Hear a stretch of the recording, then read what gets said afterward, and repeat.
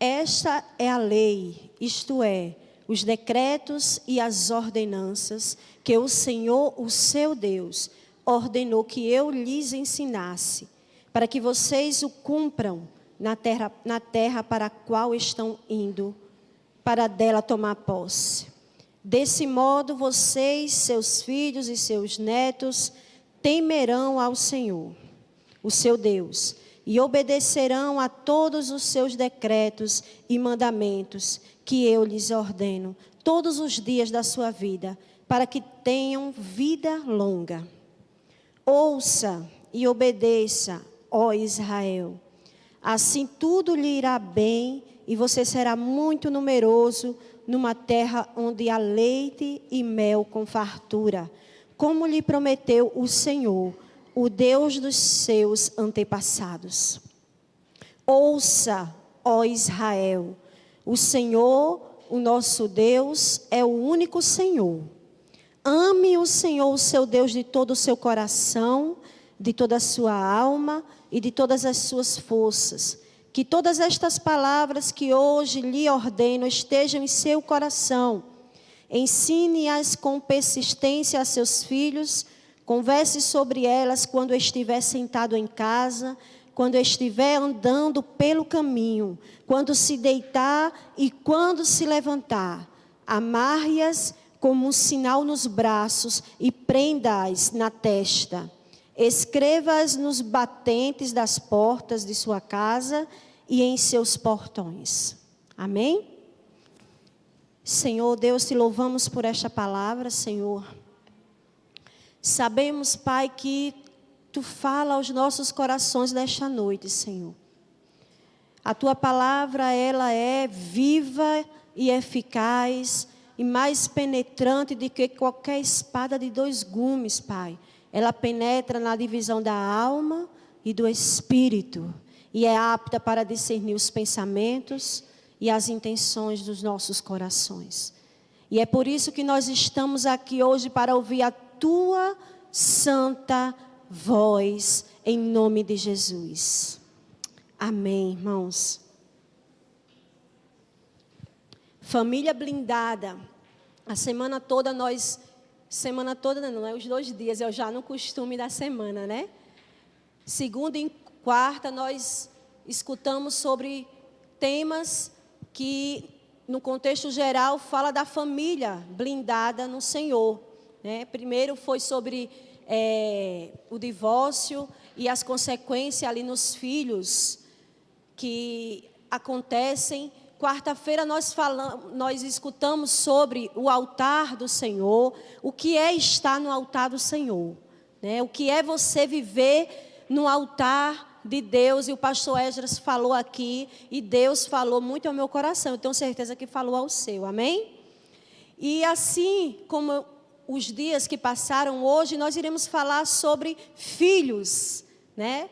E é um tema que no decorrer das séries na série que a gente está vendo, já foi muito falado, né? Eu creio que foi umas 3 pregações que sempre o Senhor ele está falando aos nossos corações a respeito de filhos, de criação de filhos, como educar os filhos, o que fazer, né? Então, Deus me levou a esse texto de Deuteronômio, capítulo 6, um texto conhecidíssimo, um texto que eu sei que você conhece demais, mas como a palavra do Senhor ela se renova a cada dia e ela sempre está nos ensinando, então que o Senhor possa estar falando com você, amém?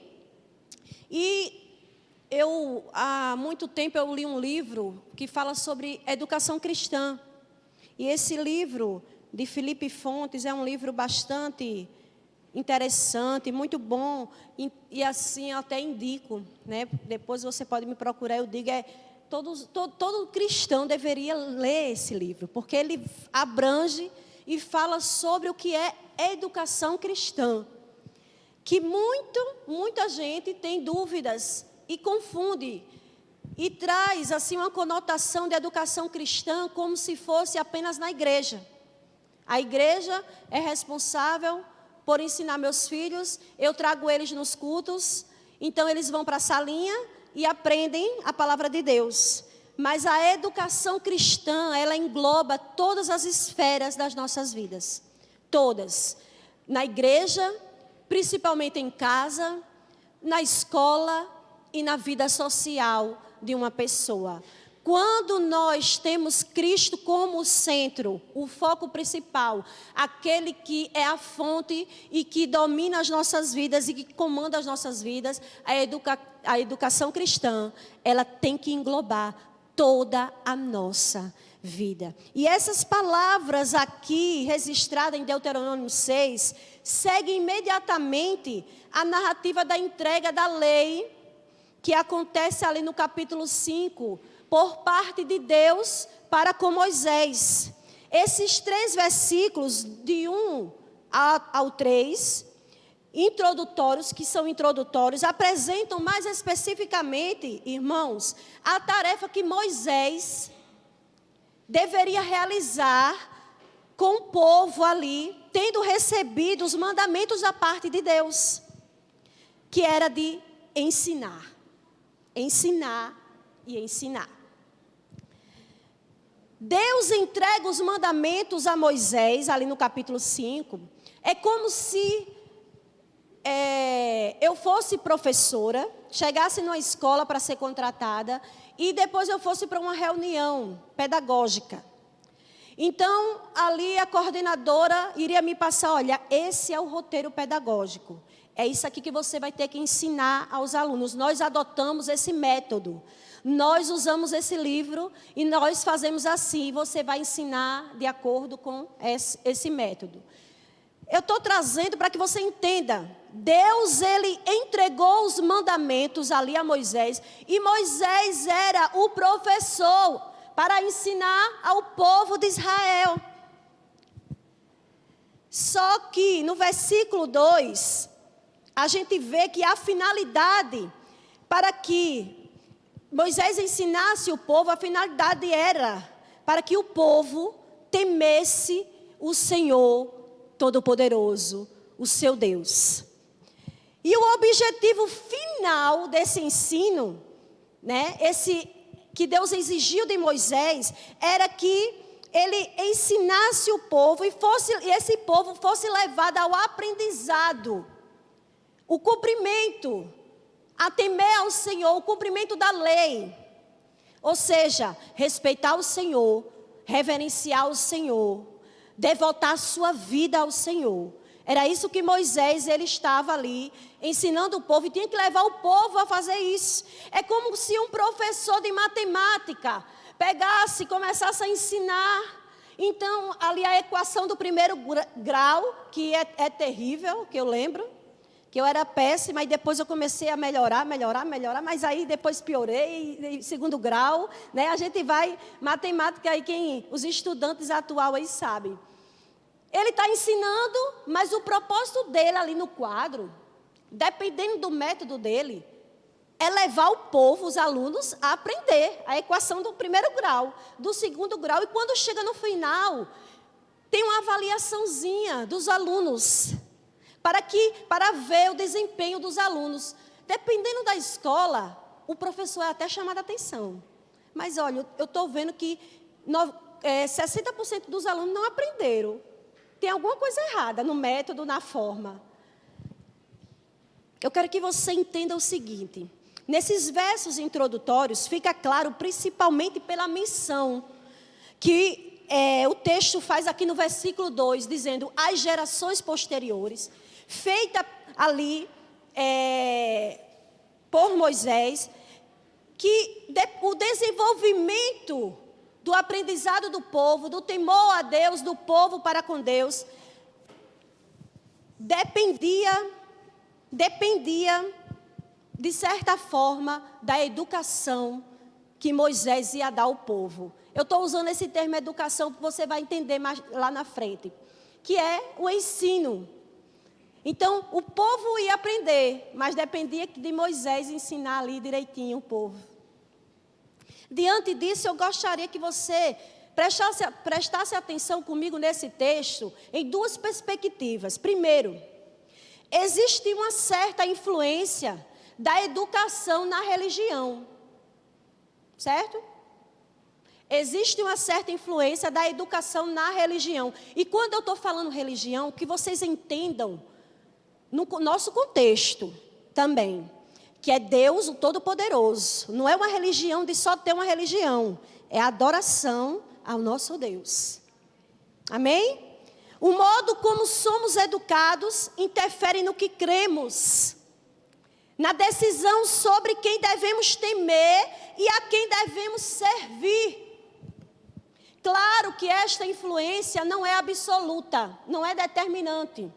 E você vai entender por quê. Porque a educação, com suas formas pedagógicas, podem sim, influenciar o seu filho, o meu filho, influenciar a mim e a você, a uma religião onde Deus seja o Senhor.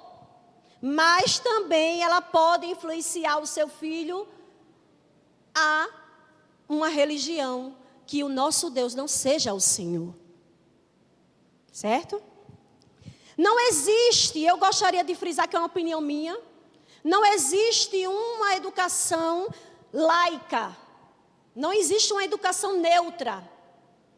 A gente sabe que o Brasil, ele é um país laico, né? Que ele não tem uma religião que abraça e que levanta a bandeira assim, determinante, não tem. Mas nós sabemos que, de certa forma, isso não é verdade. Nas entrelinhas. Mesmo que o ambiente que o seu filho, que eu e você esteja vivendo e convivendo, seja totalmente neutro de religião. Não, nós aqui não pregamos religião. Mas quando alguém escute, quando alguém ou alguma instituição não reconhece Deus como Senhor e Salvador, automaticamente ela está o negando. Nas entrelinhas,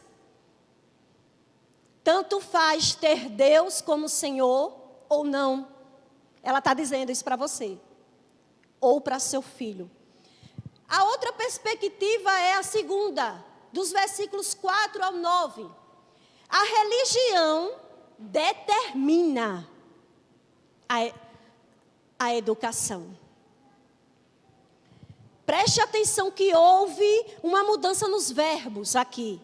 Em relação à primeira perspectiva que eu falei, eu disse o quê? Que a educação influencia a religião. E aqui eu estou dizendo que a religião, ela determina a educação. Por quê? E essa mudança, né, eu botei até aqui, não é casual, que eu botei nesse verbo. E sim porque eu acredito, nós devemos acreditar, que diferentemente do que acontece na primeira, nessa a relação é mais radical, irmãos. A religião, ela deve determinar a sua educação e a dos seus filhos. Quando eu falo religião, é Deus. Deus. Por quê, irmã Juliana? Pelo fato da atividade pedagógica, agora falando na linguagem de escola, que era com Moisés ali. Moisés era o instrutor, Moisés era o professor, Moisés ensinava, né? Então agora, nos versículos 4 e 9, se você prestar atenção, você vai ver que muda aqui. Quando ele diz assim, as gerações posteriores, no versículo 2, ele está se referindo ao povo e a todos que virão depois. Então, agora é um termo imperativo, que Deus ele fala com o povo. Aí ele começa nos versos 4 ao 9. Né? E eu também já sempre me apego, sempre nos versículos 7 e 9. O que é que diz o versículo 7 e 9? Ensine-as com persistência aos seus filhos, converse sobre elas, quando estiver sentado em casa, quando estiver andando pelo caminho, e assim a gente vai. Né? A gente sempre se apega nesses versículos, que de fato são exigências importantes para as nossas vidas, preciosas, e nos sugerem lições, como por exemplo, a existência de diferentes formas de aprendizado aqui está embutido. O papel fundamental da aplicação do ensino. A importância da repetição, que é importante, né? E eu sei que você, como pai, como mãe, a gente repete muito, né? Não pode, não pode. Filha, olha aqui nos meus olhos. Isso aqui é errado, não pode fazer, né? Quem já leu, quem já viu, sabe que tem esses métodos, né? Porém, queridos, as mais importantes exigências que eu pude ver aqui são feitas nos versículos 5 e 6. Essas são fundamentais para nós como pais, nós como família, são fundamentais para que venhamos a observar. Primeira, no versículo 6, você vai pular para o versículo 6. Estas palavras que hoje te ordeno estarão no teu coração. Essa exigência vem imediatamente anterior às exigências mais práticas que eu acabei de falar. Sente com seu filho, converse com ele, repita, fale. E a gente sabe que todo educador, ele sabe que ele, antes de ensinar algo para a sua turma ou os alunos, ele tem que se o quê? Se apropriar daquilo que ele vai ensinar. Concordam comigo? Ele não pode ensinar algo que ele não sabe. Então, ele tem primeiro que aprender, para depois passar para os alunos. A condição para se ensinar algo é antes tê-lo aprendido. E esse aprendizado aqui tem a dimensão do coração. Versículo 6. Que todas estas palavras que hoje lhe ordeno estejam em seu coração. E é importante lembrar, irmãos, que aqui no Antigo Testamento o papel do coração, a ideia do coração não era meramente algo teórico, racional, não. O coração aqui era uma apropriação existencial que transforma o seu ser e o meu ser, transforma a sua vida por completo. Essas palavras têm que estar no seu coração, uma transformação por completo, queridos, uma aplicação para as nossas vidas. Em outras palavras, para que você e eu promovamos uma educação que seja de acordo com a vontade de Deus, precisamos ser conformados a essa vontade. Qual? A vontade de Deus em nossas vidas. Para que eu passe para os meus filhos, para que eu passe para a minha geração posterior, para que eu ensine a minha família, os meus filhos, os meus primos, os meus tios, eu não sei com quem você vive, porque aqui também engloba a família no contexto geral. Para que eu passe, eu preciso me apropriar. Eita, Jesus! É uma lapada, né? Senhor, ou seja, é metanoia, é mudança de mente, de vida. É o que Paulo fala aos Romanos ali no capítulo 12. Não vos conformeis com este século, mas transformai-vos pela renovação da vossa mente. Precisa existir uma relação necessária, irmãos, entre aquilo que eu ensino e aquilo que eu sou.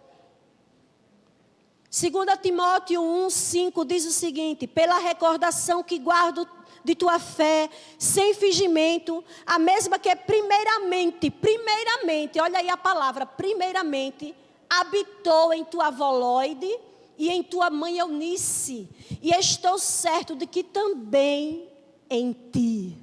Paulo está falando a Timóteo, reconhecendo a fé sem fingimento que a avó dele tinha e a mãe, e que consequentemente passou para Timóteo, não através apenas só de palavras, mas através de vida, de transformação de mente, de atitude, de toda a esfera da sua vida.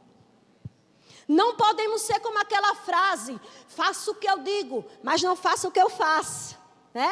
Já ouviu? Uma frase que é do mundo, bem conhecida. Jamais, irmãos, esqueça isso. A sua vida tem que estar de conformidade com aquilo que você prega, com aquilo que você ensina a seu filho. Filho, não faça isso. Aí você vai lá, outro dia você faz. Mas mamãe, a senhora disse que não era para fazer. E quando é filho pequeno, eles estão atentos, né? Meu Deus do céu. Você não pode nem pisar em falso. Eita, mamãe. A senhora falou isso, não foi? Eu digo, sangue de Cristo Jesus. Eu fico direto, Senhor, me ajuda, me dá sabedoria, me ajuda, Senhor. Porque tudo que eu faço, eles fazem. Annelise, ela quer viver vestindo as minhas roupas agora.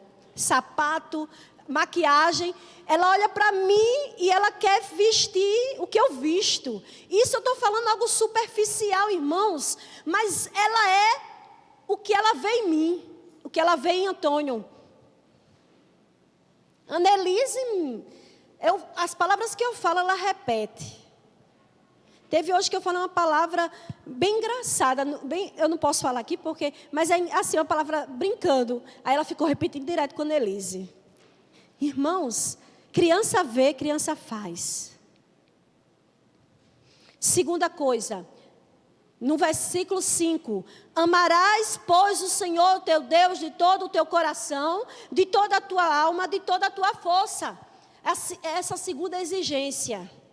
Embora aqui na ordem eu coloquei como segunda, mas ela no texto é a primeira exigência. Eu quis colocar como segunda propositalmente para que você saia daqui com ela na mente, fresquinha. É a última. Amarás, pois, o Senhor teu Deus, de todo o teu coração, de toda a tua força, de toda a tua alma, de toda a tua existência. Para que você vá bem, para que a sua vida vá bem. Amar a Deus, irmãos, é a condição básica para que você efetue as outras coisas práticas que o texto fala aqui nos versículos 7 ao 9. Amar a Deus é a primícia de todas as coisas da sua vida. Amar a Deus norteia tudo na sua vida. Para que o povo de Israel promovesse uma educação que estivesse de acordo com a vontade de Deus, era necessário, antes de tudo, que eles confiassem no Senhor e se devotassem a Ele de todo o coração, de toda a sua alma e de todas as suas forças. Existe uma relação aqui fundamental. Preste atenção comigo. Aquilo que eu ensino, a quem eu sou e aquilo que eu adoro. É uma sequência. Agora vamos lá. Adorar, ser e educar. Essa é a ordem. Adorar, ser e educar. O modo como ensinamos, do versículo 7 ao 9, é determinado por quem eu sou, por quem nós somos. E por aquele a quem adoramos. Vocês entenderam agora a ordem? Eu vou ensinar o meu filho quem eu sou. E quem eu sou é o que eu adoro. É o que eu adoro. Quem eu adoro? Quem você adora? É o Senhor dos exércitos que norteia a sua vida? Conclusão, irmãos. É, portanto, e eu gostaria até de afirmar, decisivo na minha concepção, que a religião, ela determina a educação. E ela deveria ser essa opção para as nossas vidas.